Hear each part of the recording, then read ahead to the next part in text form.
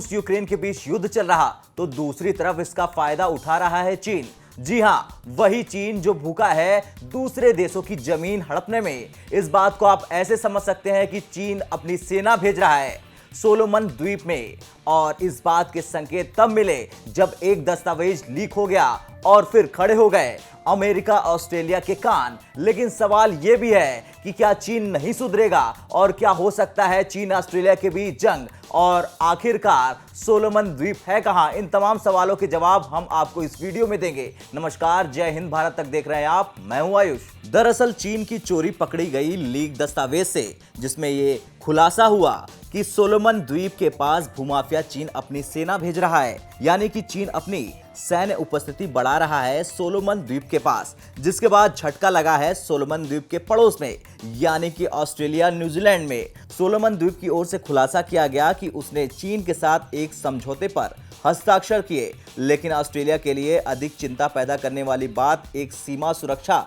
समझौते का मसौदा है जो ऑनलाइन लीक हो गया। मसौदा समझौते की शर्तों के तहत चीन सामाजिक व्यवस्था बहाल रखने में सहायता करने और कई अन्य कारणों को लेकर सोलोमन द्वीप में पुलिस सैन्य कर्मी भेज सकता है। वो द्वीप में कुछ समय के लिए जहाजों को भी भेज सकता है।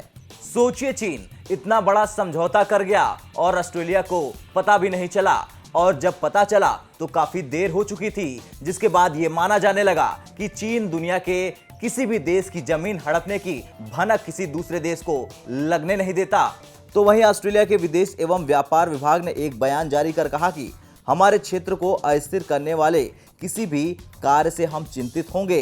न्यूजीलैंड ने कहा कि उसकी योजना दस्तावेज के बारे में सोलोमन द्वीप और चीन दोनों के समक्ष अपनी चिंता व्यक्त करने की है। अब ये जानना जरूरी है कि चीन की ओर से क्या कहा गया इस गुपचुप अभियान को लेकर। तो चीन के विदेश मंत्रालय की ओर से कहा गया, सोलोमन ने समान व्यवहार के आधार पर सामान्य कानून प्रवर्तन और सुरक्षा सहयोग किया है। यह अंतर्राष्ट्रीय कानून और अंतर्राष्ट्रीय परंपरा के अनुरूप सौहार्दपूर्ण और क्षेत्र में शांति एवं सद्भाव को बढ़ावा देने वाला है। साथ ही ये चीन और सोलोमन द्वीप के साझा हितों को बढ़ाने वाला और क्षेत्र में सभी देशों के हित में है। ये गैर जिम्मेदाराना और क्षेत्र के लिए असहयोगी है कि ऑस्ट्रेलिया के एक अधिकारी ने चीन के तथाकथित उत्पीड़न को बढ़ा चढ़ाकर बयां किया और जानबूझकर तनाव बढ़ाया।